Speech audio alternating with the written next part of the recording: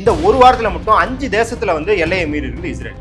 Lebanon, Syria, இப்ப Iran, எல்லா எல்லையும் மீறி இருக்கான். ஆனா இவன் என்னங்கிறானா, இவன் போய் மத்தவனை அடிச்சுட்டு, அதாவது என்ன லத்தி எடுத்து போலீஸ் உங்களை அடிச்சுட்டு அதே மண்டையை வச்சு ஏன் லத்தி அடிச்சுட்டா அப்படின்னு பேசுற மாதிரி இஸ்ரேல் முழுக்க முழுக்க பிரச்சாரம் பண்ணிக்கிட்டு இருக்கான். அப்ப நீ இவ்வளவு பொறுக்கித்தனம் பண்ணுவ, நீ எல்லா அத்துமீறலையும் பண்ணுவ, எல்லா எல்லையும் நீ மீறுவ.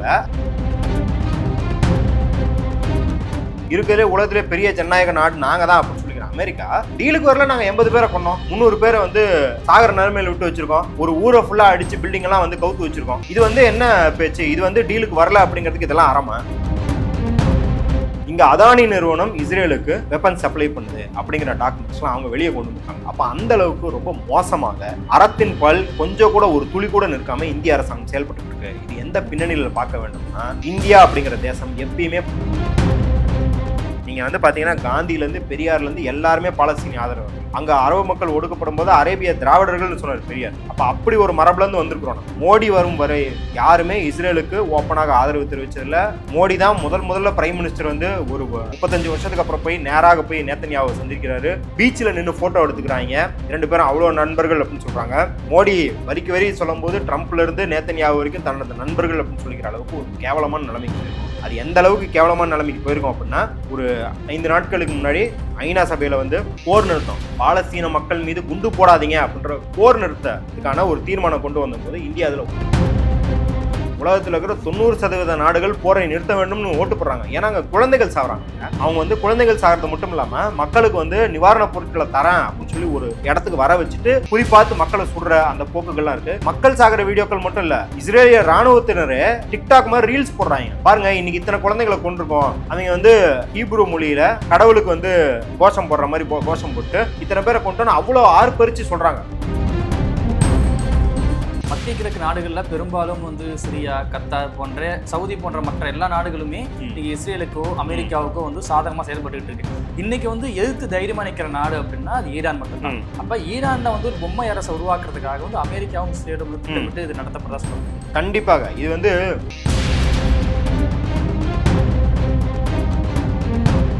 ஈராக்ல 20 வருஷம் ராணுவத்தோட அந்த மக்களை கொன்று குவிச்சிங்க. பல கோடி மக்களின் வாழ்வாதாரம் பாதிக்கப்பட்டது, வீடுகளை இழந்தாங்க, பல லட்சம் பேர் ஈவிரக்குமே இல்லாம கொன்று குவிக்கப்பட்டாங்க. அந்த தேசமாக இருந்ததுக்கு தடையுமே இல்லாத அளவுக்கு குண்டு போட்டு அழிச்சிங்க. எதை சொல்லி அழிச்சிங்க? அணு ஆயுதம் இருக்குன்னு சொல்லி. இன்ன வரைக்கும் ஈராக்ல. நீர்த்திரை நேயர்களுக்கு வணக்கம். இன்று நம்ம ஊர் இணைந்திருப்பவர் இடதுசாரி செயற்பாட்டாளர் திரு மது சத்யா அவர்கள். சார் வணக்கம். சார் வணக்கம். நலமா இருக்கீங்களா சார்? நலமா இருக்கு. ஆபரேஷன் ரைசிங் லயன் அப்படிங்கிற பேர்ல ஈரானுடைய அணுசக்தி முகாம் மற்றும் வந்து ராணுவ தளவாடங்கள் மேல மிகப்பெரிய ஒரு தாக்குதலை வந்து இஸ்ரேல் வந்து நடத்தியிருக்கு. இதுல வந்து 9 அணுசக்தி விஞ்ஞானிகளும் முக்கியமான தளபதிகள் வந்து கொல்லப்பட்டு இருக்கிறதா ஒரு செய்தி வந்திருக்கு சார். இது எப்படி பாக்குறீங்க சார்? முதல்ல இந்த செய்தி இருக்கு இல்லையா, இந்த தலைப்பு செய்தி இருக்கு இல்லையா, இதுல ஒரு ரொம்ப மோசமான பொய் பிரச்சாரம் வாய்ந்த ஒரு அரசியல் அடங்கியிருக்கு. அணுசக்தி முகாமில் குண்டு போட்டாங்க அப்படின்னு. முதல்ல அணுசக்தி முகாமில் யாராவது குண்டு போட முடியுமா? அதாவது அறிவுள்ள யாராவது போய் அணுசக்தி முகாமை வந்து தாக்குவாங்களா? ராக்கெட் லான்ச்சர்லாம் வச்சு, இல்லை வந்து ஏர் ஸ்ட்ரைக் ஃபைட்டர் ஜெட்லேருந்து குண்டுகள்லாம் போடுவாங்களா? போட முடியாது, போடவும் மாட்டாங்க. ஏன்னா போட்டால் எந்த நாடு போடுதோ அந்த நாடுக்கே பாதிப்பும் ஏற்படுத்தும். அப்போ நியூக்ளியர் ஃபெசிலிட்டி, அணுசக்தி முகாம் அப்படின்றது ஒன்று அங்கே கிடையவே கிடையாது. ஈரானில் கிடையாது. இன்ன வரைக்கும் ஒரு ஃப்ராடான பொய் குற்றச்சாட்டை தான் கடந்த 30 வருஷமாக இஸ்ரேல் வச்சுக்கிட்டே இருக்கு ஈரான் மேலே. அது நிரூபிக்கப்படவே கிடையாது. இப்போன்னு கிடையாது, 2005 நீங்கள் இப்போ கூட கூகுளில் தேடி பார்த்தா தெரியும். இந்த சேட்டலைட் இமேஜை போட்டு 4 ரெட்டை போட்டு நம்ம யூடியூப்லலாம் பார்த்துருப்போம். இப்போ தான் மக்கள் கொஞ்சம் சுதாரிச்சுக்கிட்டாங்க. முன்னாடிலாம் தம்ப்நெயில், யூடியூப்பில் தம்ப்நெயில் நல்லா போனால் என்ன அர்த்தம் அப்படின்னா, ஒரு ஃபோட்டோவை போட்டு ஒரு 3 ரெட் கலர் சர்க்கிளை போட்டு விட்டிங்கன்னா வீடியோ நல்லா போகுன்ற ஒரு ஐதீகம் இருக்கும் இல்லையா. அதுக்கெல்லாம் வித்துட்டவர்கள் யாருன்னா யூஎஸும் இஸ்ரேலும் தான். ஈரானில் பல வருஷமாகவே இப்படி நியூக்ளியர் வெப்பன்ஸை தயாரிக்கிறதுக்கான அணுசக்தி அவங்க சேகரிச்சுட்டு இருக்காங்க, யுரேனியமை சேகரிச்சுட்டு இருக்காங்கன்னு குற்றச்சாட்டுகளை வச்சுக்கிட்டே இருந்தாங்க. அது ஐஏ, அந்த வந்து இன்டர்நேஷ்னல் அட்டாமிக் எனர்ஜி ஏஜென்சி, அவங்க வந்து பல முறை இன்ஸ்பெக்ஷன்ஸ் நடத்தி இது பொய் அப்படின்னு நிரூபிக்கப்பட்டிருக்குது. இதற்காக தான் 2015 வந்து ஒபாமா கிட்ட டீல் போடப்பட்டது. அதாவது இப்போ ஈரான் இஸ்ரேல் இந்த பிரச்சனையை வந்து எப்படி ப்ரொஜெக்ட் பண்ணுறாங்க அப்படின்னா, இங்கே இருக்கிற ஊடகங்கள், அதாவது சமூக ஊடகங்களாகட்டும், இது வெறும் பாலஸ்தீன பிரச்சனையோட ஒட்டியது அப்படிங்கிற மாதிரியான ஒரு பிம்பம் கொடுக்கப்படுது. ஹமாஸ் ஆதரிக்கிறாங்க, அவங்க ஹெஸ்பொல்லாவை ஆதரிக்கிறாங்க, ஹுத்தி ரிபல்ஸ் ஆதரிக்கிறாங்க. அதனாலதான் இந்த தாக்குதல் நெத்தன்யாவே என்ன சொல்றாரு அப்படின்னா, எங்களை இன அழிப்பு செய்ய காத்திருக்குது ஈரான், அதற்காக அணு ஆயுதங்களை தயாரிக்குது, எங்களின் தற்காப்புக்காக நாங்கள் முன்னாடியே போய் குண்டு போட்டு அவங்களை அழிச்சிட்டோம் அப்படிங்கிறாரு. இது முழுக்க முழுக்க பொய்யானது. 2015 ஒபாமா அவர்களோட போட்ட டீல் என்ன அப்படின்னா, ஈரான் 3.67% என்ரிச்மெண்ட் அப்படின்னு சொல்லுவாங்க. அந்த என்ரிச்மெண்ட் லெவல் ஏன் யுரேனியம் வச்சுக்கணும் அப்படின்னு விதி போட்டாங்க அப்படின்னா, அதுக்கு மேலே போகிறது வந்து வெப்பன்ஸ் கிரேட். நீங்கள் அதற்கு மேலே வந்து சரி ஊட்டினாதான் அதை வந்து ஆயுதமாக மாற்ற முடியும் அந்த யுரேனியமை. இப்போதைக்கு சிவிலியன் யூஸ்னால் அதுலேருந்து மின்சாரம் தயாரிப்பது. இப்போ ஈரான் வந்து டீசாலினேஷன் பிளான்ட், அதாவது கடல் நீரை குடிநீராக மாற்றும் திட்டத்தை அது நியூக்ளியர் எனர்ஜி மூலயமா தான் பண்ணுறதாக சொல்லியிருக்கு. ஸோ இந்த மாதிரியான சிவிலியன் யூஸுக்காக பயன்படுத்த வேண்டும் அப்படின்னு தான் ஒபாமா அந்த டீலை வந்து ஈரான் கூட போட்டார். அதுவே பார்த்தீங்கன்னா அது ஒரு ஒடுக்குமுறை. நீ யார்? இப்போ வடிவேல் கூட ஒரு காமெடியில் சொல்லுவார், நீ வந்து ஊரில் பெரிய ரவுடி அப்படின்றதுனால ரோட்டில் போறவரனை கூப்பிட்டு நீ யார், நீ என்ன வச்சிருக்க, உங்கள் வீட்டில் என்ன ஜாமான் செட்லாம் வச்சிருக்க, எடுத்து போடுன்னு கேட்குறது நியாயமானு. அந்த மாதிரி அமெரிக்கா கேட்கறது தான். ஆனால் அதில் கூட என்ன இருந்துச்சு அப்படின்னா, இதற்கு மேலே வந்து அமெரிக்கா எந்த தாக்குதலும் அல்லது பொருளாதார தடைகள், எக்கனாமிக் சாங்ஷன்ஸ்ன்றது போடாது, இந்த டீலுக்கு ஒத்துக்கிட்டா அப்படின்னு தான் ஈரான் கூட டீல் போட்டாங்க. ஆனால் யோசிச்சு பாருங்க எவ்வளோ பெரிய அக்கிரமம் அப்படின்னா, ஒபாமா 2015 போட்ட டீலை 2017 அப்புறம் ஆட்சிக்கு வந்த ட்ரம்ப் கேன்சல் பண்ணுறான். அப்படி அவன் போட்டதுன்னா அவன்கிட்ட போட்டு அவனை போய் கேளு, என்கிட்ட ஏன் கேட்குறன்றது. இது எவ்வளோ பெரிய அயோக்கியத்தனம். இப்போ நீங்கள் வந்து ஒரு வங்கியில் கடன் வாங்குறீங்க, அந்த கடன் நீங்கள் திருப்பி செலுத்துறீங்க, அந்த வங்கியை இன்னொரு வங்கி வாங்கிட்டதுக்கப்புறம் நீ கடன் அவன்கிட்ட தானே கொடுத்த, ஏன்ட்டையா கொடுத்த, திருப்பி கொடுறான்னு கேட்டால் எவ்வளோ பெரிய அக்கிரமமாக இருக்கும். அந்த மாதிரியான ஒரு ஒடுக்குதலுக்கு ஈரானை தள்ளது மட்டும் இல்லாமல் இப்போ 5 ரவுண்டு வந்து டாக்ஸ் நடந்திருக்கு. இது இந்த ரவுண்ட்லேயும் டாக்ஸ் என்ன அப்படின்னா, நீங்கள் வந்து அணு ஆயுதத்தை உருவாக்கக்கூடாது அப்படிங்கிறத தாண்டி இப்போ கையில் வச்சிருக்கிற யுரேனியம் எல்லாத்தையும் நீங்கள் வந்து டிஸ்போஸ் பண்ணிட்டு சிவிலியன் யூஸுக்கு நீங்கள் எவ்வளோ சொல்கிறீங்களோ அவ்வளோ மட்டும்தான் வைக்கணும். பாருங்கள், ஈரான்கிற ஒரு தேசம், இறையாண்மை பொருந்திய ஒரு தேசம், தன்னோட மக்கள் பாதிக்கப்படுறாங்க. ஏன்னா அமெரிக்கா ஒவ்வொருக்க பொருளியல் தடைகள் போடும் போதும் பல பேர் பட்டினினால அவதிப்படுறாங்க, வாழ்வாதாரங்கள் இழக்கிறாங்க, தேச பொருளாதாரமே பின்னுக்கு போகுது.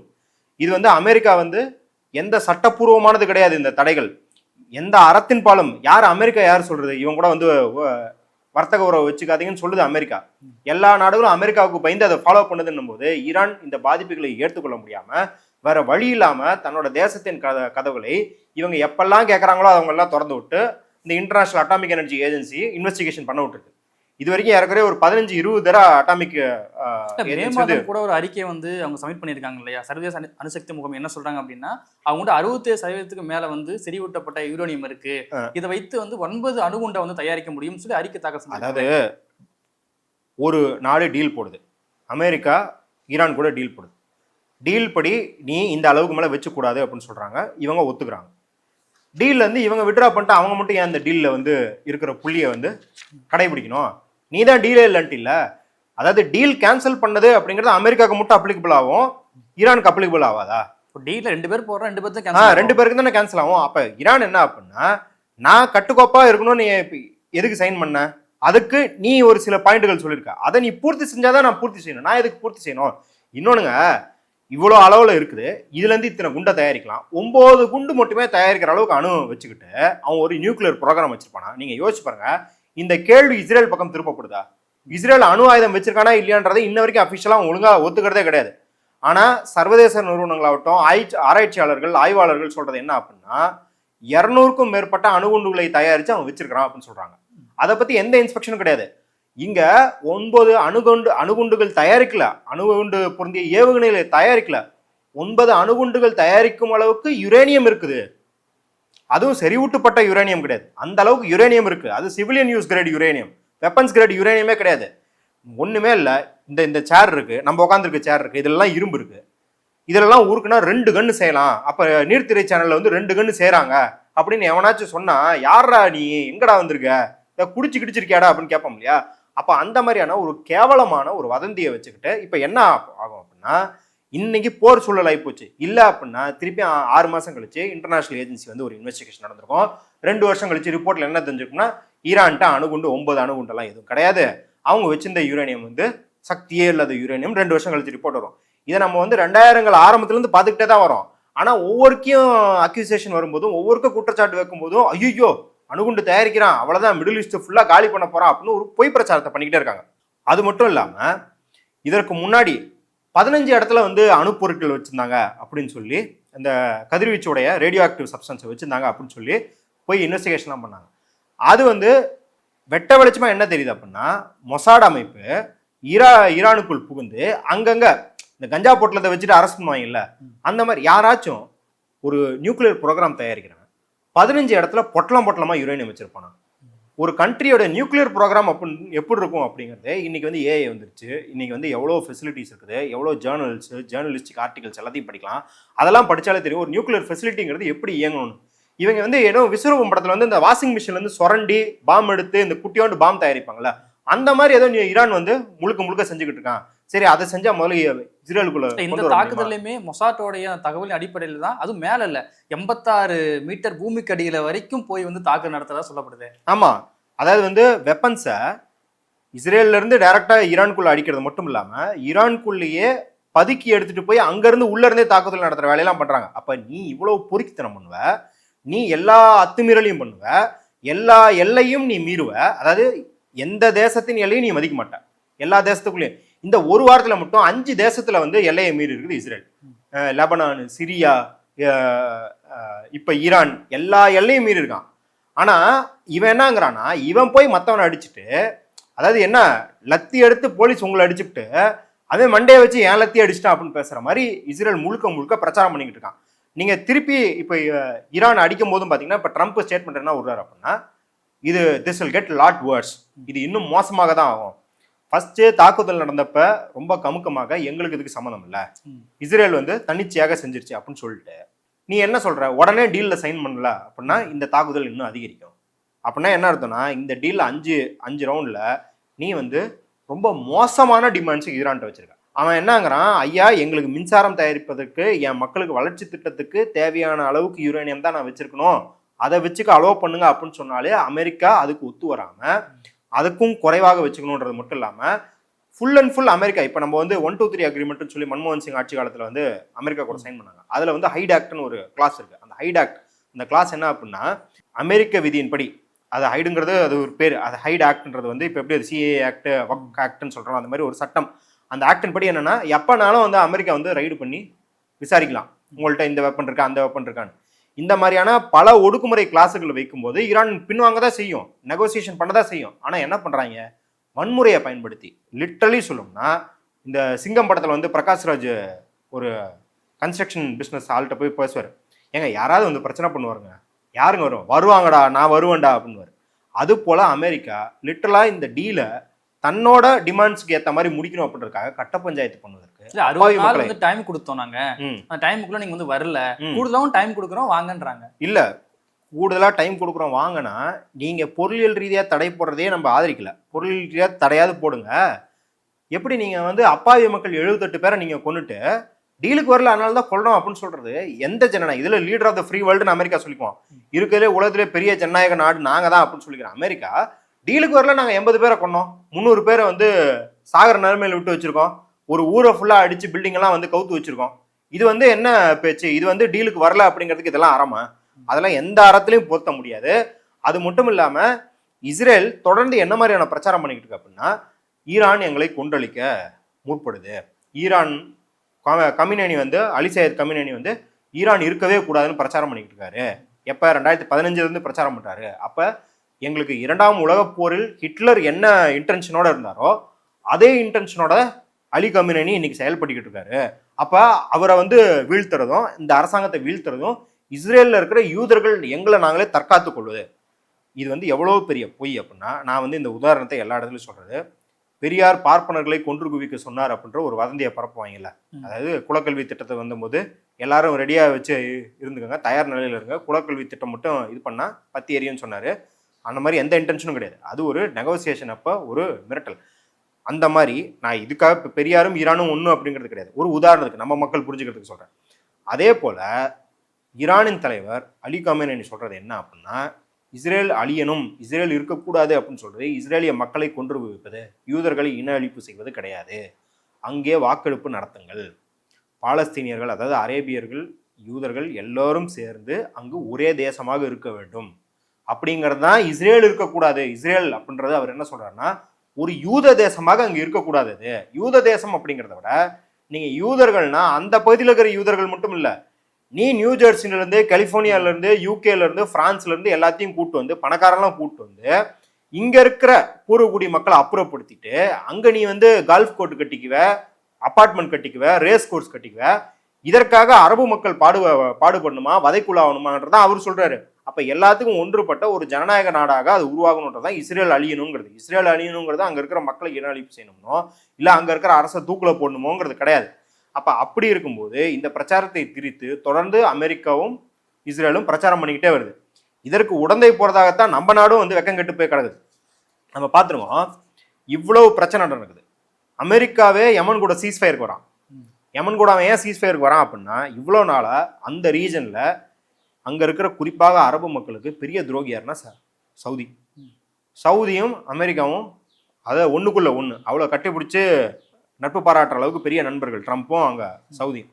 ட்ரம்ப் மட்டும் இல்லை, அது பைடனா இருந்தாலும் யாரா இருந்தாலும் சவுதி வந்து அமெரிக்காவோட அவ்வளோ நெருக்கமான ஒரு ஆலையா தான் இருக்குது. இஸ்ரேலுக்கும் சவுதிக்கும் ஆகாம இருந்ததையும் கடந்த சில வருடங்கள்ல அதையும் வந்து ஓரளவுக்கு ஸ்மூத்தான ரிலேஷன்ஷிப்ல கொண்டு வந்துட்டாங்க. இப்ப என்ன அப்படின்னா, சவுதி ஈரான் ரெண்டும் வேறு துருவங்களாக எதிரிகளாக பார்க்கப்படுறது. அவங்களோட ப்ராக்சி வார், அப்படி அதாவது ப்ராக்சி வார்னா உங்க வீட்டிலேயே சண்டை போட்டுக்காம நம்மளுக்கு சேதாரம் ஆகாம வேற இடத்துல சண்டை போட்டுக்கின்ற மாதிரி தான் சிரியா யமன் எல்லா இடத்துலையும் சண்டை நடக்குது. யமன்ல தொடர்ந்து குண்டு போடுவதற்கு அமெரிக்காவுக்கு அவங்க ஏர்கிராஃப்டை ரீஃபில் பண்றது யார் பண்றேன்னா சவுதி தான் பண்ணிட்டு இருக்கான்.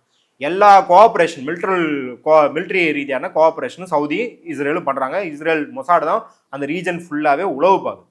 இப்போ இதை வச்சுக்கிட்டு தான் அங்கே யமன்ல குண்டு போட்டிருந்தாங்க. இப்போ அவனுக்கே என்ன மாதிரியான ஒரு நெருக்கடி ஏற்பட்டுருச்சு அப்படின்னா, யமன்ல தொடர்ந்து அங்கே மிலிட்ரி ரீதியாக ராணுவ ரீதியாக நடவடிக்கை எடுத்துட்டு இருப்பது பொருளியல் ரீதியாக பெரும் சேதாரம் ஏற்படுது அமெரிக்காவுக்கு. ஏற்கனவே உக்ரைன் போரா அவன் வந்து ஃபண்டு பண்ணிருக்கான். இஸ்ரேலுக்கு பில்லியன் கணக்காக டாலர்கள்ல கொடுத்துக்கிட்டு இருக்கான். உள்நாட்டிலேயே வந்து விலைவாசி ஏற்றம், வேலையில்லா திண்டாட்டம், இந்த இமிகிரேஷன் சொல்ற புலம்பெயர்ற பிரச்சனைன்னு அவனுக்கு தலைக்கு மேலே பிரச்சனை இருக்கிறனால யமன் பிரச்சனையும் டீல் பண்ண முடியாதுன்னு யமன் அங்கே இருக்கிற அந்த போராளி குழுக்கள், அந்த ஹூத்தி போராளி குழுக்களோட ஒப்பந்தம் போட்டுக்கிட்டான். சீஸ்ஃபயர் போர் நிறுத்த ஒப்பந்தம் போட்டுக்கிறான். ஆனால் அதில் என்ன சொல்கிறாங்க அப்படின்னா, ஹூத்தி ரிபல்ஸு என்ன கிளாஸ் என்ன கண்டிஷனோட அந்த ஒப்பந்தத்தை கையெழுத்து போட்டிருக்காங்கன்னா, இதுக்குள்ளே இஸ்ரேல் வரக்கூடாது. அதாவது சண்டை ரெட் சீல அமெரிக்காவுக்கும் ஹூத்தி ரிபல்ஸ்க்குமான சண்டை தான் இங்கே நிறுத்துற மொழிய, நாங்கள் இஸ்ரேலை அடிப்பதை பற்றி நீ எந்த வார்த்தையும் சொல்லக்கூடாதுன்றது தான் அந்த ஒப்பந்தம். இப்போ என்ன அது, ஏன் அமெரிக்காவே என்ன நிலைமைக்கு வந்திருந்தான் அப்படின்னா, இஸ்ரேலுக்கு எவ்வளோ வேணாலும் முட்டு கொடுக்கலாம், அவங்கள வந்து வளர்த்தி விடலாம், அவங்களுக்கு ஃபண்டு பண்ணலாம். ஆனால் அது தன்னைத்தானே அழிச்சிக்கிற லெவலில் இருக்கக்கூடாதுன்னு அவன் எம்மன் கூட இந்த சீஸ்ஃபயருக்கு போகிறான். சீஸ்ஃபயரில் போகும்போது இஸ்ரேலை விலக்கி வச்சுட்டு போகிறான். இப்போ என்ன பண்ணுறாங்கன்னா, இஸ்ரேலு இது வந்து நம்மளை வந்து ஓப்பன் கிரவுண்டு விட்டாங்க அப்படின்றதுனால தன்னுடைய ஆதிக்க பலத்தை அவன் நிரூபிக்கணும் அப்படின்னு சொல்லி ஈரான் அடிச்சு காட்டுறான். பாரு, நான் தான் இங்கே வந்து ரவுடி, நீ அமெரிக்காட்ட வந்து ஒரு சீஸ்ஃபயரை போட்ட அப்படிங்கிறனால தௌலத்தால சுத்த முடியாது, இல்லை அங்கே ஒரு டீல் உனக்கு கை கூட போகுது அப்படிங்கிறனால தௌலத்தா சுத்த முடியாது. எதா இருந்தாலும் நாங்கள் அங்காளி பங்காளி தான். நாங்கள் வந்து இன்னைக்கு கொஞ்சம் விட்டுக்குவோம் பிடிச்சிக்குவோம், ஆனால் நாங்கள் அங்காளி பங்காளி தான். இன்னைக்கு நான் ஒன்றா வந்து தர்மடி அடிச்சா அவன் பாரு, நான் வந்து பாடுறா 800 மிசைல் எனக்கு தீர்ந்து போச்சு அப்படின்னா அடுத்த நிமிஷமே 800 மிசைல் எனக்கு ரீஃபில் பண்ணிடுவான் அப்படின்னு இஸ்ரேல் ப்ரூவ் பண்ணி காட்டுது உலகத்துக்கு. அப்போ அப்படி இருக்கும்போது இங்கே இருக்கிற எல்லா ஜனநாயக நாடுகளும் ஈரான் பக்கம் நிற்க வேண்டிய தேவை இருக்கு. ஈரான் பக்கம் கூட இல்லைனா கூட நீ அட்லீஸ்ட் இஸ்ரேலை கண்டிக்கணும். ஏன்னா தூண்டுதலே இல்லாமல் நேராக போய் ஈரான் அடிச்சிருக்காங்க. ஆனாலும் பாருங்க, இந்தியா இதுல எந்தவித சம்மந்தமும் இல்லாத மாதிரி, இல்லை இஸ்ரேல் பக்கம், இன்னும் சொல்லப்போனால் இஸ்ரேல் பக்கம் நிற்கிற மாதிரி தான் இருக்குது. ஏன்னா கடந்த 10 வருடங்களில் இந்தியாவுக்கும் இஸ்ரேலுக்குமான இராணுவ பரிவர்த்தனைகள், இந்த ஆர்ம்ஸ் ட்ரேட் அப்படின்னு சொல்ற இந்த வெப்பன்ஸ் ட்ரேட், இன்னும் சொல்லப்போனால் ஆயுதங்களை வந்து பகிர்ந்துக்கிறதுல அந்த வர்த்தகத்தின் அளவு பார்த்தீங்கன்னா 33 மடங்கு அதிகரிச்சிருக்கு. 2015க்கு முன்னாடிலேருந்து 2025 பார்த்தீங்கன்னா 33 மடங்கு அதிகரிக்கிற அளவுக்கு இஸ்ரேலுக்கு இராணுவ கருவிகள் சப்ளை பண்ணுறதும். ஆனால் அவன் நம்மளோட ரொம்ப ரொம்ப சுப்பீரியர் இராணுவத்தில். யாரு? இஸ்ரேல். அவன் நம்மளுக்கு ட்ரோன்ல இருந்து இங்கே இருக்கிற பல தொழில்நுட்பங்கள், ஏன் இன்னைக்கு வந்து சமூக செயல்பாட்டாளர்கள் பல பேரை வேவு பார்க்குற பெகசஸ் இஸ்ரேல்லேருந்து வந்தது தான். இன்னைக்கு இங்கே மாவோயிஸ்டுகளை கொண்டளிக்கிறோம் அப்படின்னு சொல்லி பழங்குடி மக்கள் மேலே அவங்க குண்டு போடுறதாகட்டும், தாக்குதல் நடத்துறதுல பல கருவிகள் இஸ்ரேல்லேருந்து இறக்குமதி செய்யப்பட்ட கருவிகள். விவசாயிகள் போராட்டம் நடத்திட்டு இருக்கும்போது ட்ரோன் வச்சு அவங்க மேலே வந்து போய் குண்டில் போகிறது, அந்த ட்ரோன் இஸ்ரேல்கிட்ட வாங்குற ட்ரோன். அப்போ இஸ்ரேலும் இந்தியாவும் அவ்வளவு இணக்கமாக இருக்குது. இன்னும் அல் ஜசீரா போன வருஷம் வந்து மே மாதம் 2024 மேலே வந்து ஒரு டாக்குமெண்ட், சீக்ரெட் டாக்குமெண்ட்டு, இந்தியன் இதுலேருந்து வந்த டாக்குமெண்ட்டு, அங்கே ஒரு போர்ட்டில், அங்கே வந்து ஆஷ்தாதுங்கிற ஒரு இஸ்ரேலில் காசா ஸ்ட்ரிப்லேருந்து சில மைல் தூரத்தில் இருக்கிற ஒரு போர்ட்டில் அன்கவர் பண்ண டாக்குமெண்ட்ஸ்லேருந்து என்ன தெரியுது அப்படின்னா, சென்னையிலேருந்து வெப்பன்ஸ் லோட் பண்ணி அமைச்சிருக்கிறாங்க. இங்கே அதானி நிறுவனம் இஸ்ரேலுக்கு வெப்பன் சப்ளை பண்ணுது அப்படிங்கிற டாக்குமெண்ட்ஸ்லாம் அவங்க வெளியே கொண்டு வந்திருக்காங்க. அப்போ அந்த அளவுக்கு ரொம்ப மோசமாக அறத்தின் பால் கொஞ்சம் கூட ஒரு துளி கூட நிற்காம இந்திய அரசாங்கம் செயல்பட்டுக்கிட்டு இருக்கு. இது எந்த பின்னணியில் பார்க்க வேண்டும்னா, இந்தியா அப்படிங்கிற தேசம் எப்பயுமே பாலஸ்தீனர்கள் பக்கம் நின்று, இந்தியா அப்படிங்கிற தேசம் எப்பயுமே அமெரிக்க ஏகாதிபத்தியம் மட்டும் இல்லாம அவங்க வந்து சோவியத் பிளாக்லையும் சேராம அணிசேரா இயக்கம் அதுக்கு தான் உருவாக்குனாங்க. மூன்றாம் உலக நாடுகள், குறிப்பாக ஈரான் போன்ற நாடுகள் வதைப்பட்டால் அவர்களோடு நிற்க வேண்டும் என்ற அறத்தின் பால் எடுக்கப்பட்ட நிலைப்பாட்டில் நின்ற நாடு. நீங்க வந்து பாத்தீங்கன்னா காந்தியிலேருந்து பெரியார்லேருந்து எல்லாருமே பாலஸ்தீனிய ஆதரவர்கள். அங்க அரபு மக்கள் ஒடுக்கப்படும் போது அரேபிய திராவிடர்கள்னு சொன்னார் பெரியார். அப்ப அப்படி ஒரு மரபுல இருந்து வந்திருக்கிறோம் நம்ம. மோடி வரும் வரை யாருமே இஸ்ரேலுக்கு ஓப்பனாக ஆதரவு தெரிவிச்சதில்ல. மோடி தான் முதல்ல பிரைம் மினிஸ்டர் வந்து ஒரு 35 வருஷத்துக்கு அப்புறம் போய் நேராக போய் நேத்தன்யாவை சந்திக்கிறாரு. பீச்சில் நின்று ஃபோட்டோ எடுத்துக்கிறாங்க. ஒரு ஃபோட்டோ ஷூட் பண்ணி ஹம் தோஸ்தின்னு வந்துட்டு ஹிந்தி பாட்டெலாம் போட்டு 2 பேரும் அவ்வளோ நண்பர்கள் அப்படின்னு சொல்கிறாங்க. மோடி வரிக்கு வரி சொல்லும் போது ட்ரம்ப்லேருந்து நேத்தன்யாவு வரைக்கும் தன்னோட நண்பர்கள் அப்படின்னு சொல்லிக்கிற அளவுக்கு ஒரு கேவலமான நிலைமைக்கு போயிருக்கோம்.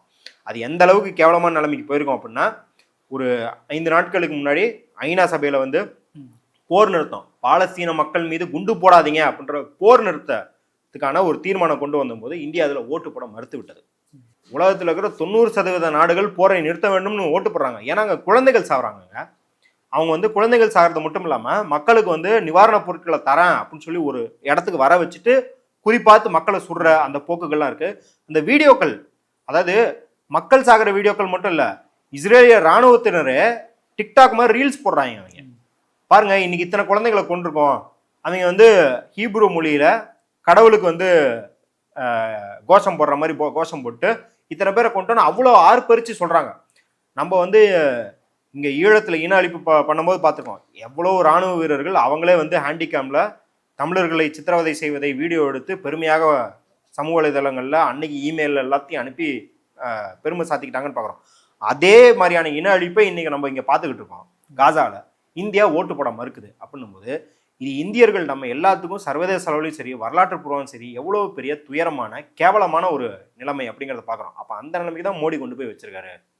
குறிப்பாக இப்போ இந்த ஈரான் மீது நடத்தப்பட்ட தாக்குதல் அப்படிங்கிறது இன்னைக்கு வந்து காசா மக்கள் இருக்காங்களே, இன்னைக்கு ஹமாஸுக்கு வந்து பேக் போனா இருக்கிறது வந்து ஈரான் தான். ஹிஸ்புல்லா ஹமாஸ் போன்ற அமைப்புகளுக்கு இன்னைக்கு பொருளாதார உதவி மற்ற எல்லா உதவிகளும் செய்யறது இந்த ஈரான். அப்ப ஈரானை வந்து தோக்கடிச்சா மட்டும்தான் ஹமாஸை வந்து ஈஸியா வந்து கொண்டுக்க முடியும். நிலைப்பாட்டில் கூட இந்த தாக்குதல் நடத்தப்பட்டிருக்கலாம்ல. ஆமா, கண்டிப்பாக. இதுல பிரச்சனை என்ன அப்படின்னா, சர்வதேச அளவில் முன்னெடுக்கப்படுற உரையாடல்களை பார்த்தீங்கன்னா ஹமாஸ் ஏதோ ஒரு 3ஆம் பார்ட்டி மாதிரி, அதாவது 3ஆம் தரப்பு அப்படின்ற மாதிரி, அதாவது இஸ்ரேல் பாலஸ்தீன் 3ஆவதா ஹமாஸ். ஹமாஸுங்கிறது பாலஸ்தீனில் ஒரு அங்கம் தான். அது பாலஸ்தீனியர்களின் ஒரு பிரதிநிதியாகத்தான் அங்க வந்து இஸ்ரேலை எதிர்த்து உருவாக்குனதே ஈரான் சொல்லப்படுது. இல்ல, அது யார் உருவாக்குனாங்க, எப்படி உருவாக்குனாங்க, அதெல்லாம் வேற கேள்வி. அங்க அங்கீகரிக்கப்பட்ட குழு எது? பாலஸ்தீனர்களால் ஹமாஸ் தான் அங்கீகரிக்கப்பட்டிருக்கு. அப்ப ஹமாஸ் வந்து பாலஸ்தீனர்களின் பிரதிநிதியாக தான் சண்டை போட்டுருக்கு அப்படின்னும் போது நீங்க ஏதோ வேற ஏதோ ஒரு என்ன சொல்றது, பாலஸ்தீனர்களுக்கு வெளியே இருக்கிற ஒரு பயங்கரவாத குழுவை ஈரான் உருவாக்கி உள்ளனுப்பி அப்படிலாம் கிடையாது. பாலஸ்தீனியர்கள் இஸ்ரேலிய இராணுவம் இந்த சண்டையில பாலஸ்தீனியர்கள் பக்கம் ஈரான் நிற்குது. அதுதான் அறத்தின் பால் நிற்கிறது. அதுதான் ஈரான் தன்னுடைய கடமையை தான் செய்யுது அப்படின்னும் போது நீங்க வந்து ஏதோ வெளியில இருந்து இப்ப நம்ம வந்து சொல்றோம் இல்லையா, நம்ம நாட்டுக்குள்ள ஊடுருவதுக்கு அஜ்மல் கசாபை வந்து அங்கேருந்து பாகிஸ்தான்ல இருந்து அனுப்புறாங்க. அப்படியெல்லாம் கிடையாது. ஹமாஸுங்கிறது அவங்களுக்குள்ள இருந்து சண்டை போடுறவங்க தான். நீங்க இத்தனை ஆண்டு காலம் இஸ்ரேல், நீங்கள் வந்து பால்ஃபார் டிக்ளரேஷன் வந்து எப்போ 100 ஆண்டுகளுக்கு முன்னாடிலேருந்து இந்த ஆஸ்லோ தீர்மானங்கள் எல்லாம் எதை எடுத்துக்கிட்டாலும் எந்த ஒப்பந்தத்தையும் இஸ்ரேல் கடைபிடித்ததே கிடையாது. நம்ம எப்படி இப்போ அமெரிக்கா டீல் போட்டு அமெரிக்காவை பின்வாங்கிருச்சு அப்படின்னு சொன்னோமோ அதே போல் எல்லா ஒப்பந்தத்துலேருந்தும் இஸ்ரேல் முறித்து கொண்டு பின்வாங்கி கொண்டு அதிலிருந்து அத்துமீறியது, உரிமை மீறியது எல்லாத்தையும் செய்வாங்க. இங்கே இருக்கிற பாலஸ்தீன மக்கள் மட்டும் பொறுத்துக்கிட்டு வாங்கிக்கிட்டே இருக்கணும். அதற்கு இந்த நிர்கதியாக இருக்கும் மக்கள் வேறு ஒரு தேசத்திலிருந்து உதவி தேடுறது அப்படிங்கிறதையும் இருக்கக்கூடாது. அந்த தேசத்தையும் போய் அடிக்கிறோம் அப்படிங்கிறதே எவ்வளோ பெரிய பொறுக்கித்தனம், எவ்வளோ பெரிய கொடுங்கோல் ஆட்சி செய்யறத்தனம். இந்த நூற்றாண்டின் சந்தேகமே அற்ற ஹிட்லர் யார் அப்படின்னா அது நேத்தன்யாவு தான். 60,000 பேர் செத்துருக்குறாங்க. அதில் 20,000க்கும் மேற்பட்ட குழந்தைகள், பச்சிளங்குழந்தைகள், 1 வாரம் 2 வாரம் வயசுடைய குழந்தைகள். இன்டர்நேஷனல் கோர்ட் ஆஃப் ஜஸ்டிஸில் வாரண்ட் இருக்குது. நேத்தன்யாவுன்றவன் ஒரு போர்க்குற்றவாளி, தூக்கிலிடப்பட வேண்டிய ஒரு போர்க்குற்றவாளி. அவனை வச்சுக்கிட்டு நீங்கள் எப்படி ஒரு நியாயம் பேசுவீங்க? அவங்க கூட நட்பு பாராட்டுவீங்க, அவங்க கூட வந்து இராணுவ ஒப்பந்தங்கள் போட்டுக்குவீங்க, ஆயுதங்களை பரிமாறி. 2 பேருக்கும் ஒத்து போகுது இல்லை? 2 பேருக்கும் ஒத்து போகுது. ஏன் அப்படின்னா உங்களுக்கான புல்டோசர் அரசியலை 1948லயே அமல்படுத்தியவன் யார் அப்படின்னா இஸ்ரேல். புல்டோசர்களால பாலஸ்தீனர்கள் வீடு அடிச்சு பல்லாயிரம் பேரை வந்து அங்கிருந்து வெளியேற்ற பல கிராமங்கள்ல இருந்து அடிச்சு விரட்டப்பட்டிருக்காங்க. இன்னுமே வெஸ்ட் பேங்க் அப்படின்னு சொல்ற மேற்கு கரையில பாலஸ்தீனியர்கள் குடியிருப்பை அடிச்சு நவுத்திட்டு அங்க அபார்ட்மெண்ட்ஸ் கட்டுறதாகட்டும், இல்ல அவங்கள வதைக்குள்ளாக்குவதா இருக்கட்டும். ஆந்தனி லோன்ஸ்டன் அப்படின்ற ஒரு யூதர், ஒரு பத்திரிகையாளர், இந்த பாலஸ்தீனியன் லெபார்ட்டரின்னு ஒரு புத்தகம் எழுதியிருக்காரு. அவர் என்ன சொல்றாருன்னா, காசா அப்படிங்கிறது வந்து இஸ்ரேலை பொறுத்த வரைக்கும் அவனோட ஆயுதங்களை டெஸ்ட் பண்ற ஒரு கூடாரம். எவ்வளவோ மிசைல்ஸ், எவ்வளோ ராக்கெட் லான்ச்சஸ், எவ்வளோ வந்து டாங்கிகள், இது எல்லாத்தையும் இதோட திறனை உலக சந்தையில, அதாவது ஆயுதங்கள் வாங்கும் உலக சந்தைக்கு ஒரு கேட்லாக் மாதிரி காசா வச்சிருக்கான். பாரு, இதை போட்டா அங்கே 500 பேர் செத்துட்டான் ஒரே குண்டுல, அப்ப இதுதான் இருக்குல்ல சிறந்த குண்டு அப்படின்னு விற்கிறதுக்கு பயன்படுத்துறான்னு அவர் சொல்றாரு. இன்னும் நீங்க போய் பார்த்தீங்கன்னா அவன் வந்து ஆப்ரேஷன் ப்ளூ, ஆப்ரேஷன் ரெட்னு பலது வச்சிருக்கான். அது என்ன அப்படின்னா, இந்த அளவுக்கு ஒரு மனுஷனை வேவு பார்க்கவே முடியாது அப்படிங்கிற அளவுக்கு வேவு பார்க்குறான். நீங்கள் வந்து ஒரு பாலஸ்தீனர், நீங்கள் வந்து வெளியே போயிட்டு இருக்கீங்க, போலீஸே இப்போ நம்மளே அடித்தட்டு மக்களை வந்து போலீஸை வந்து பிடிச்சி ஹராஸ் பண்ணதை பார்த்துருக்கோம். அந்த மாதிரி ஹராஸ் பண்ணுவாங்க. ஹராஸ் பண்ணும்போது போலீஸ் கையில் ஒரு ஃபோன் எடுத்து உங்களை வந்து காட்டினா போதும், கேமராவை காட்டினா போதும், உங்கள் விலாசம் மட்டும் வராமல் உங்களுக்கு மாமா மச்சான் யார், உங்கள் அத்தை வந்து வெஸ்ட் பேங்க்கில் எங்கே இருக்கிறாங்க, உங்கள் சித்தி எங்கே இருக்கிறாங்க, எல்லா டீட்டெயிலும் வந்துடும். வந்தால் என்ன பண்ணுவாங்கன்னா, உடனடியாக எங்களுக்கு நீ இந்த வேலையை செய்யணும், இல்லை அப்படின்னா இப்போவே உங்கள் அத்தையை தூக்கணும் வெஸ்ட் பேங்க்கில். இப்படி மிரட்டுறது, இந்த அளவுக்கு வேவு பார்க்குறது. அதாவது சில நாவல்களில் சொல்லுவாங்க தாட் போலீஸ்ன்னு சொல்லுவாங்க. தாட் போலீஸ்னா சிந்தனையை கூட கண்காணிக்கிறது. இப்போ இன்னைக்கே காசா மேற்கு 2 கரைக்கரையுமே ஒரு அடைக்கப்படாத சிறைக்கூடம் மாதிரி தானே இருக்கு. ஆமாம், அடைக்கப்படாத சிறைக்கூடம். பல சர்வதேச புகழ்பெற்ற திரைப்படங்கள், ஆவணப்படங்கள் வந்திருக்கு. நீங்கள் எடுத்து பார்த்தீங்கன்னா எப்படி தெரியும்னா, ஏதாவது ஒரு சாதாரண குற்ற செயல் ஈடுபட்டிருப்பாங்க இளைஞர்கள். உங்களுக்கு தெரியும், வண்டி ஓட்டி ஹெல்மெட் போடாமல் கீழே விழுவுது, அந்த மாதிரி ஏதாவது சிக்கிருப்பாங்க. இல்லை பொய் வழக்கு அவங்க மேலே போட்டிருப்பாங்க. போட்டு அவங்கள விடுவிக்கிறதுக்கு என்ன பண்ணுவாங்கன்னா, நாள் கணக்கில் அவங்கள சித்திரவதை செஞ்சு நீ எனக்கு ஏஜென்ட்டாக மாறு, நீ அங்கே உள்ளே போயிட்டு உங்கள் மக்கள் என்ன பேசுகிறாங்கன்றது என்கிட்ட வந்து சொல்லு, இல்லை நான் கொடுக்குற பொருளை அங்கே போய் வெய்யி, அப்புறம் எங்கள் ஆளுங்க வந்து அரெஸ்ட் பண்ணுவாங்க. இந்த மாதிரி பல்வேறு குற்றச்செயல்களை ஈடுபடுத்துவதற்கும் இஸ்ரேல் அரசாங்கம் அங்கே இருக்கிற இளைஞர்களை சித்திரவதைக்குள்ளாக்கி பயன்படுத்தி கொண்டிருக்கிறதுன்றத இன்னைக்கு ஏகப்பட்ட டாக்குமெண்ட்ஸ் இருக்குது. இதையெல்லாம் தாண்டியும் இஸ்ரேல் வந்து ஒரு ஜனநாயக நாடு அப்படின்னு சொல்லிட்டு திரிவதே வந்து இந்த நூற்றாண்டின் ஆகப்பெரிய பொய், ஒரு ஊழல். அவன் இந்நாள் வரைக்கும் அவனை ஏகப்பட்ட சட்டங்கள் போட்டு வச்சிருக்கான். நீங்கள் இந்த இன அழிப்பு, குண்டு போடுறது அதெல்லாம் தாண்டி அங்கே வேறு இனத்தவரோட கல்யாணம் பண்ண முடியும். நீங்கள் இன்னைக்கு நாடக காதல் அப்படின்னு சொல்லி பிரச்சாரம் தான் பண்ண முடியும். சட்ட ரீதியாக அங்கீகாரம் வந்து சாதி மறுப்பு திருமணத்துக்கு இருக்குது. ஆனால் சட்ட ரீதியாக கூட அங்கீகரிக்க முடியாத அளவுக்கு அவன் சட்டங்களை அவங்க உருவாக்கி வச்சிருக்கான். அங்கே யூதர்கள் இல்லாத எல்லாத்தையும் ஒடுக்குதல் பண்ணி வச்சிருக்கான். இதற்கு எதிராக அங்கே யூதர்களே போராடுறாங்க. இஸ்ரேலில் நேத்தன்யாவுக்கு எதிராக அவ்வளவு போராட்டங்கள் நடந்துகிட்டு இருக்கு. அப்போ அங்கே ஒன்றும் இல்லை, பென் அண்ட் ஜெர்ரின்ற ஐஸ்கிரீம் நிறுவனம், பென் அண்ட் ஜெர்ரின்ற ஐஸ்கிரீம் நிறுவனம் உலக புகழ்பெற்ற ஐஸ்கிரீம், இப்போ நம்ம ஐபேக்கோ எல்லாம் பார்க்குறோம் இல்லையா, அந்த மாதிரியான ஐஸ்கிரீம் நிறுவனம், அவங்க கூட அங்கே அழுத்தங்களை தாங்க முடியும். அழுத்தம்னா என்ன அழுத்தம்னா, பாலஸ்தீன் மக்கள் மீது இந்த ஒடுக்குதல் நடத்துறாங்க. எப்போ அக்டோபர் 2023 ஹமாஸ் தாக்குதல் நடத்துறதா சொல்றாங்க இல்லையா, அதற்கு முன்னாடியே பென் அண்ட் ஜெர்ரி அங்கிருந்து வெளியே வந்துட்டான். என்னன்னு சொல்லிட்டு, பாலஸ்தீனர்களை ஒடுக்குறாங்க, எங்க கம்பெனியை பொறுத்த வரைக்கும் ஒரு ஜனநாயக நாட்டோட தான் எங்களால் ஒப்பந்தம் வச்சுக்க முடியும், அங்கதான் எங்களால் தொழில் பண்ண முடியும். ஒரு ஐஸ்கிரீம் கடைக்காரனுக்கு இருக்கிற அறம் கூட இந்தியாங்கிற ஒரு தேசத்துக்கும் அந்த தேசத்தை நிர்வகிக்கிற அரசுக்கும் இல்லை அப்படின்னா, இதெல்லாம் எந்த நாட்டில் போய் சொல்லி அழுவுறது, எவ்வளோ கேவலமான அரசு கீழே வாழ்ந்துகிட்டு இருக்கோம் அப்படின்னு பார்க்குறவங்களாம் புரிஞ்சுக்கணும். ஏன்னா இப்போ மத்திய கிழக்கு நாடுகளில் பெரும்பாலும் வந்து சிரியா, கத்தார் போன்ற, சவுதி போன்ற மற்ற எல்லா நாடுகளுமே இன்னைக்கு இஸ்ரேலுக்கோ அமெரிக்காவுக்கோ வந்து சாதகமாக செயல்பட்டுக்கிட்டு இருக்கு. இன்னைக்கு வந்து எதிர்த்து தைரியமா நிற்கிற நாடு அப்படின்னா அது ஈரான் மட்டும்தான். அப்ப ஈரான்ல வந்து ஒரு பொம்மை அரசை உருவாக்குறதுக்காக வந்து அமெரிக்காவும் இஸ்ரேலும் வந்து திட்டமிட்டு இது நடத்தப்படுறதா சொல்லப்படுது. கண்டிப்பாக இது ஊகல்லாம் கூட கிடையாது. 1956 ஈரான் அரசாங்கத்தை எப்படி கவுத்தோம், சிஏவை எப்படி இறக்கணும்னா அமெரிக்காவே பெரும் பறைசாற்றி கொண்டிருக்கிறது.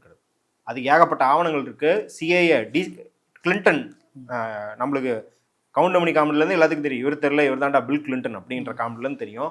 அவர் ஆட்சி காலத்தில் இருந்தபோது சிஏவோட முன்னாள் ரகசிய ஆவணங்கள் எல்லாம் அவர் ரகசியம் இல்லாமல் வெளியிட்டார். அந்த டாக்குமெண்ட்ஸ் எல்லாமே என்ன சொல்லுதுன்னா, ஈரானில் 1950களிலிருந்து சிஏஏ ஆப்ரேட்டிவ்ஸ் வேலை பார்க்குறாங்க, அவங்க ஆட்சியை கவிழ்த்திருக்காங்க. அங்கே வந்து புரட்சியாளர்களாக வந்தவங்களை கொண்டுட்டு இல்லை ஆட்சியிலேருந்து கவுத்துட்டு அங்கே வந்து ஷா அப்படின்ற ரெஜிம் வந்து பொம்மை அரசாங்கமாக தான் இருந்தது. அதுக்கப்புறம் அது வீழ்த்திய பிறகு திருப்பியும் சதாம் ஹுசேனை வளர்த்து ஈரான் மேலே போர் தொடுத்தது. அப்புறம் சதாம் ஹுசேனே தங்கள் வழிக்கு வரலன்னு சதாம் ஹுசேனை போய் தூக்கில் போட்டது.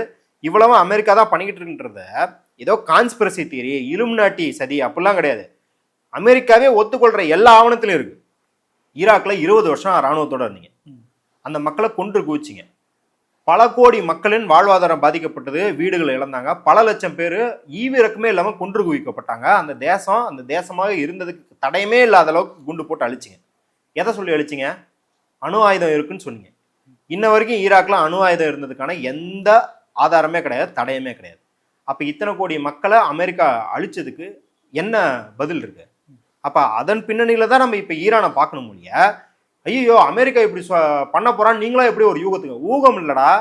70 வருஷமான ட்ராக் ரெக்கார்டு எப்படி இருக்கு? அத்தனை கோடி பேரை கொண்டிருக்காங்க. Tony Blair UK prime minister 15 வருஷம் ஈராக்கியர்கள் எல்லாத்தையும் அழிச்சுட்டு we are sorry we made a மிஸ்டேக்ன்றான். இந்த வல்லரசுகள், மேற்கத்திய வல்லரசுகள், இந்த இந்த குறிப்பாக பிரான்ஸு, அமெரிக்கா, யூகே, இவனுங்கெல்லாம் எவ்வளோ பெரிய பொறுக்கிகள் அப்படின்னு அம்பலப்பட்ட நேரத்துலையும் இது யூஎஸ் இப்படி பண்ணுதுன்னு நீங்கள் எப்படி உறுதியாக சொல்கிறீங்க அப்படின்னு கேட்டுக்கொண்டு இருக்கிறது அப்படிங்கிறது ரொம்ப முட்டாள்தனம். ஏன் அப்படின்னா இது நம்ம நலனுக்காக தான். இது ஏதோ ஈரான் நலனுக்கோ பாலஸ்தீனியர்கள் நலனுக்கோ கிடையாது. இந்த வல்லரசுகளால் ஒடுக்கப்பட்ட காலனி ஆட்சியாக வைக்கப்பட்டிருந்த நாடுகளின் நலன்கள் தான் நம்ம பேசுகிறோம். இன்னைக்கு ஈரானுக்கு பேசுறது கிடையாது. நம்ம அதான் சொல்கிறோம், முட்டாப்பைய சங்கிப்பயில உன்னோட நலனுக்காக தான் பேசுகிறோம். இன்னைக்கும் நீ என்ன உற்பத்தி பண்ணும்? ஏன் இத்தனை இன்ஜினியரிங் காலேஜ் இருக்குது? ஏன் இத்தனை பேர் இன்ஜினியரிங் படிக்கிறான்? லா படிக்காமல் மற்ற எந்த கோர்ஸும் படிக்காமல் சயின்டிஸ்ட் ஆகாமல் எல்லாரும் இன்ஜினியர் ஆகிட்டு இருக்கானே, ஏன்? அதை தீர்மானிக்கிறது யாராக இருந்தது?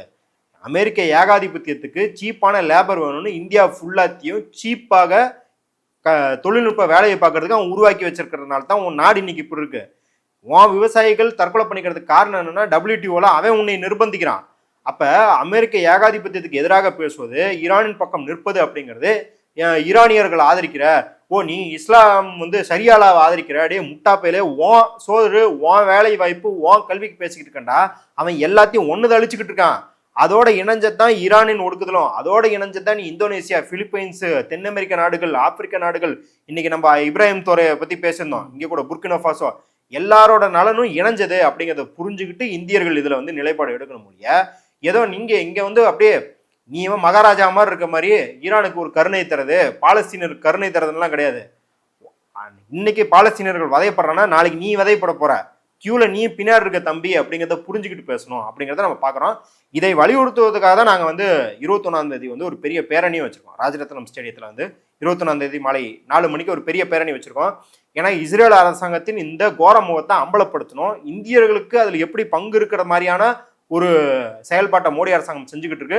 அதுல தடுத்து நிறுத்துவதற்கான என்ன வழிமுறைகள் அப்படிங்கறத மக்கள் மத்தியில் நம்ம எடுத்துட்டு போகணும், நம்ம பேசணும் அதை பத்தி. ஓகே, இறுதியா என்ன கேள்வி அப்படின்னா, பொதுவா இந்த அணு ஆயுதம் மனித குலத்துக்கு எதிரானது பார்க்கப்பட்டாலும் இன்னொரு சில என்ன பார்க்கப்படுது அப்படின்னா, ஒரு நாட்டுக்கான பாதுகாப்பா பார்க்கப்படுது. ஏன் அப்படின்னா வடகொரியா போன்ற நாடுகள் அணு ஆயுதம் இருக்கிறதுனால தான் நேரடியா அமெரிக்காவால போர் தொடுக்க முடியல. மற்ற நாடுகள் அணு ஆயுதம் இருக்கு, அது ஒரு பாதுகாப்பு அரணாவும் பார்க்கப்படுது இல்ல. அதுதான் இப்ப அடிக்கிறாங்களா திருப்பி அடிக்கிறாங்களா, இதுதான் இங்க கேள்வி. எப்பயுமே என்ன பண்றோம் அப்படின்னா, எவனாச்சும் ஒருத்தன் பல வருஷமா அடி வாங்கிட்டு இருக்கேன், திருப்பி கையை வாங்கினால் என்ன அடிக்க வர, ஏன் வன்முறை கையில் எடுக்கிறேன்னு கேட்கணும். அணுகுண்டை போட்டது யாரு? அமெரிக்கா தான். முதல்ல அணுகுண்டை அமெரிக்கா தான் போட்டுச்சு. அதுவும் மக்கள் வாழும் பகுதியில் போட்டு பல லட்சம் மக்களை கொன்று குவித்தது மட்டும் இல்லாமல் தலைமுறையா எல்லாரும் உடல் உபாதைகளோட பிறப்பதற்கான வழி செய்தது அமெரிக்கா. இஸ்ரேலுக்கு இன்ன வரைக்கும் நியூக்ளியர் சப்போர்ட் செய்கிறாங்க அப்படின்னு சொல்லப்படுறது அமெரிக்கா. அப்போ அப்படி இருக்கும்போது நீ இங்கே அருவாள் வச்சுப்ப, கத்தி வச்சுப்ப, கன்று வச்சுப்ப, நான் பாதுகாப்புக்கு ஒரே ஒரு தடியை வாங்கி வச்சுக்கிட்டா நீ என்ன சொல்லுவ, நான் வன்முறையாளன்னு சொல்லுவேன். அதே போல தானே எல்லாத்துக்கும் உனக்கு இருக்கிற விதி தானே.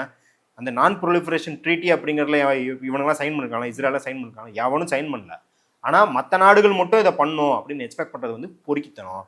அப்போ என்னங்கிறோம், ஈரானுக்கு அணு ஆயுதம் வேணாம்ப்பா, அணு பொருட்கள், இந்த கதிர்வீச்சுடைய எந்த பொருட்களும் வேணாம்ப்பா, நீ எல்லாத்தையும் அழிச்சிரு, நீ எல்லாத்தையும் தூக்கி போடு. அப்போ இது இன்னைக்கு ஒரு தேவையை ஆக்கப்பட்டிருக்கு, அதுவும் ஒன்னால தான், நீ தான் அதை தேவையாக்கியிருக்க. அப்படின்னும் போது உன்னோட தாக்குதல் என்னை பாதுகாக்கிறதுக்காக நான் ஒன்று வச்சுக்கிறேன் அப்படிங்கிறது நீ அதில் கருத்து சொல்கிறதுக்கெலாம் எந்த உரிமையும் கிடையாது அப்படின்ற நிலைப்பாட்டை நம்ம புரிஞ்சுக்கணும். ஓகே சார், இவ்வளோ நேரம் எங்கள் நிகழ்வில் கலந்து கொண்டு பல்வேறு கருத்துக்களை போய் நமக்கு நன்றி சார். நன்றி.